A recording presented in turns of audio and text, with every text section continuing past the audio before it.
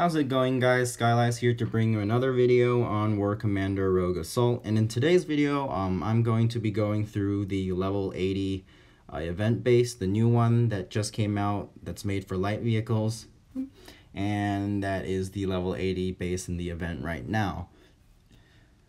So first let's look at the units that I'm going to be using for this attack.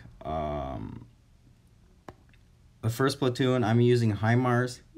This is really the quality and quantity of your HIMARS for the purposes of attacking this base is really not important, because basically all they do is just cleanup. They're not really going to be taking damage, and they're not really going to be running out of time either if your DPS is low, because time is pretty abundant. It's a cleanup job at the end that they have to do. Next up, this is the second most important platoon for the attack. We have the choppers. I'm using Mi-28s and ATACs, but you can also use, obviously if you have Super Hinds, use that. That's going to drop your oil cost by a lot. But if you don't have ATACs and you have other attack choppers like the Guardian or the Shark, you can use those as well. But if you're using Guardians, make sure that they're 100% max, because that is the absolute minimum requirement for getting the job done. Even if they are 100% maxed, compared to my run, your run is gonna be your run is actually gonna be a lot slower, because for the Guardians they take 2 to 3 bursts instead of a single burst to destroy a lot of the platforms that we're gonna be clearing out. And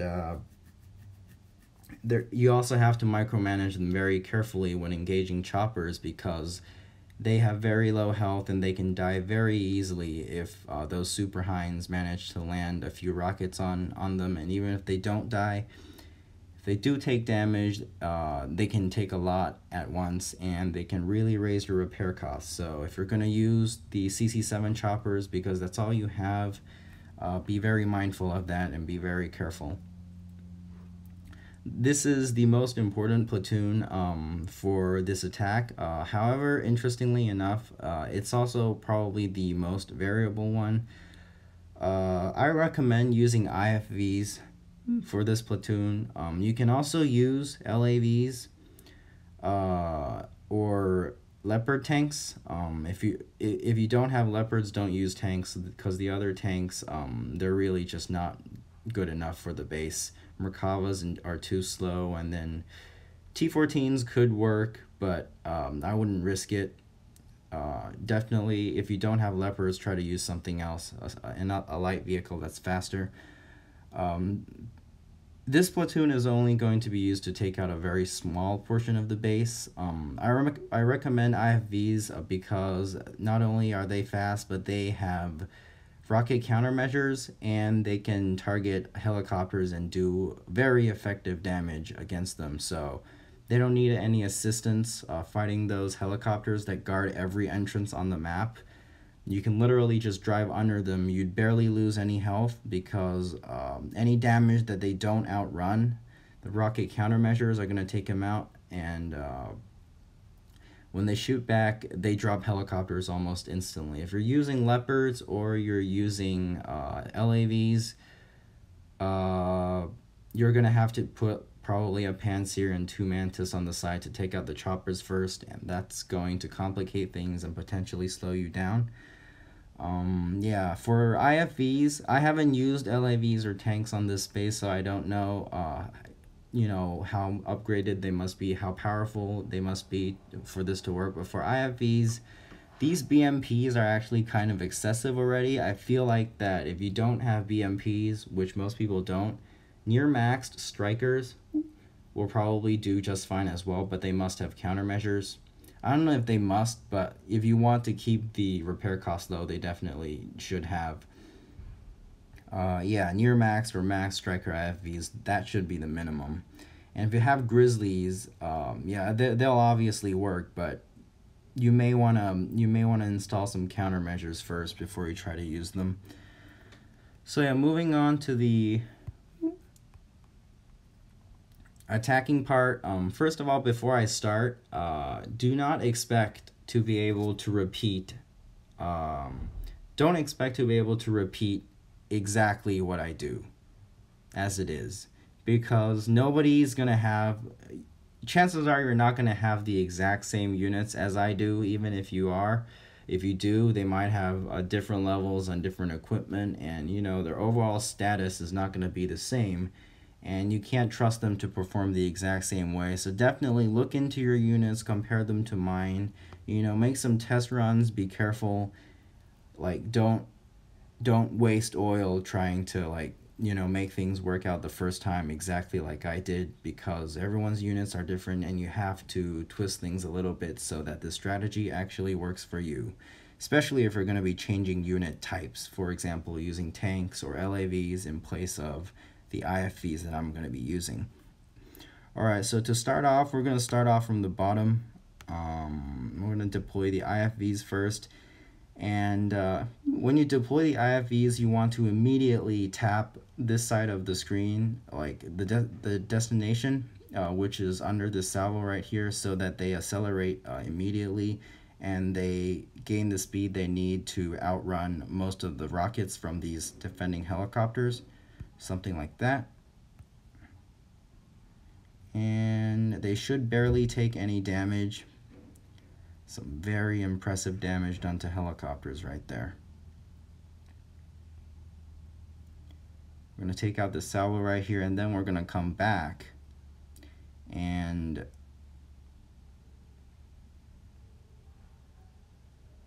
I'm going to kill these choppers. And all we need to take out on this run is just, darn it, is just the helipad.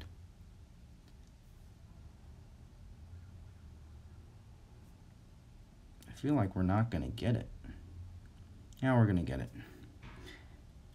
Had to redo the surrender. Okay, that's all we have to take out on the first deployment using the IFVs. There is gonna be a second time where we have to use it.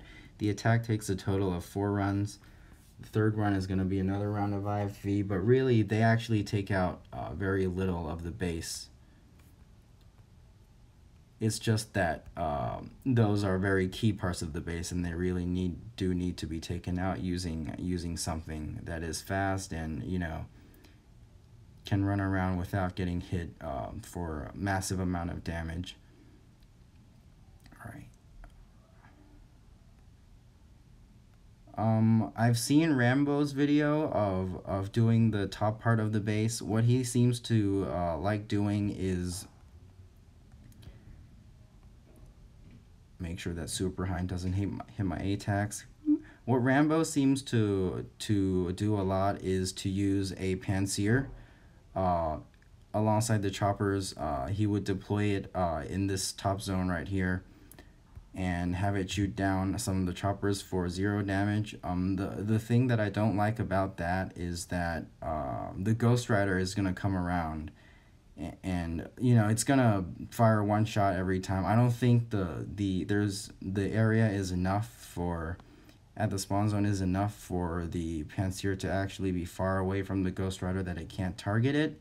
So it is gonna target it, and eventually the Pantsir is gonna die because it just keeps coming around and taking 1 shot every pass. And I think the repair cost for that 1 Pantsir is actually gonna be higher than the cost of the damage that I take on my choppers trying to fight those other choppers themselves, if I micromanage my choppers carefully. So yeah, that's, I mean, if a Pantsir works better for you, then you can do that instead, but I like to use my choppers. Okay, moving on, we're going to charge into this corner. Be careful of this heavy flak down here. That thing can do a lot of damage if you get into range. It basically takes out 1 helicopter for every burst that you let it fire. So Watch out for the heavy flak. Try to just stay on the edge of the map as much as you can. And here's something interesting that I'm gonna do. Because I have ATACs and they have very good splash damage and very good base damage, what I can do is I can hit this barrier and take out that, we're going to take out this war factory too so it doesn't spawn leopards and kill our IFVs. It can target that barrier and take out that salvo without targeting the salvo itself. If you have guardians or sharks, they might not have enough splash radius or burst damage to do that. If that is the case, don't try to take it out, because just leave it and just, spawn again.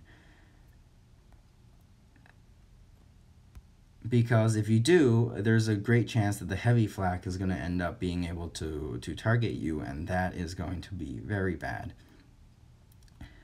Alright, so third run, we're going to deploy the IFVs again, this time on the top, and then we're going to rush into where this howitzer is. We're not actually going to go all the way, we're going to turn back after we bait this peacemaker and dodge its shots. So we're going to come back around. That peacemaker is firing too. It's okay, we dodged most of it anyways. And there we have it.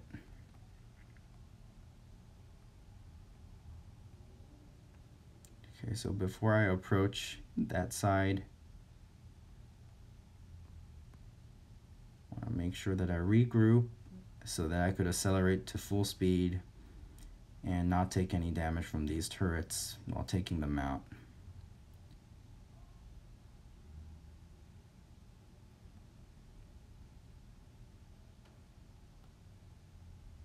Alright.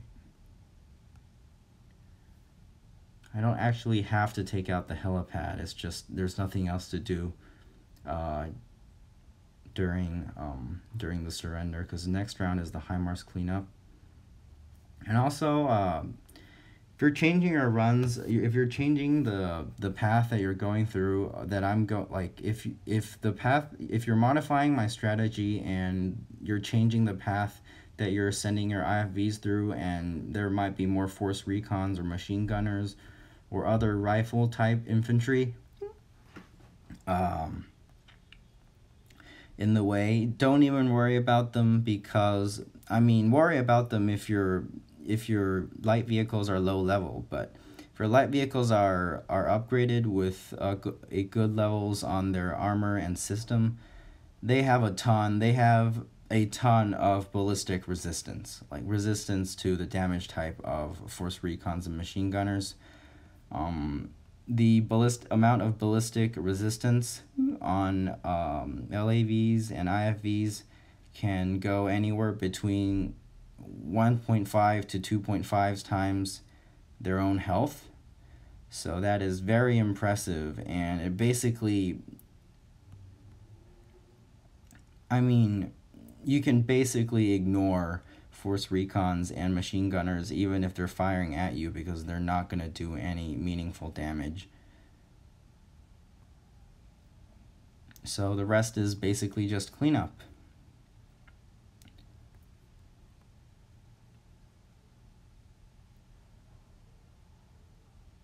I feel like I should have equipped the Mark 47 grenade launcher. That would probably make this run a little faster. But if I didn't do that, it's no big deal. That's maybe something you can keep in mind if you have it on your HIMARS. Even if you have nothing, it's no big deal, because it's just cleanup. I'm just talking about whatever now, because, there's no tips that I need to talk about for this. Let's take out this machine gun. And to make it fast, I like to go through this top strip here.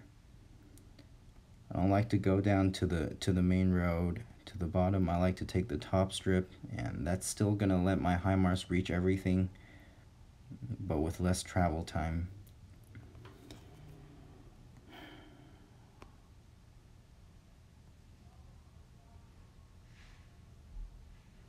Trying to be as time efficient as possible.